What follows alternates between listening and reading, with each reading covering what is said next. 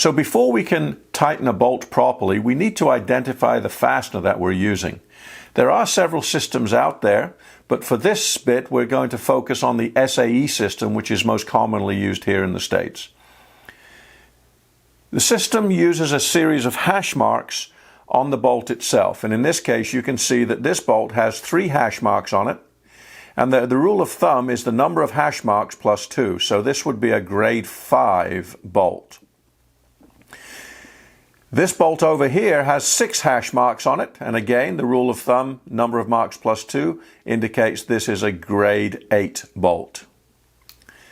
This is also a common numbering system here. This is marked 307A, and that's the equivalent of a grade 1 or a grade 2 bolt. In the world of stainless, there's a couple of different numbering systems. This one here just indicates immediately that this is 316 stainless steel. Another numbering system here is indicating F593G as in George. That indicates that this is also 316.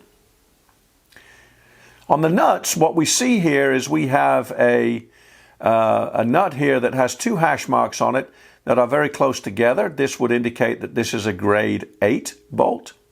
On this nut, the hash marks are separated by a greater distance, about 120 degrees, in which case this would be a grade 5 nut.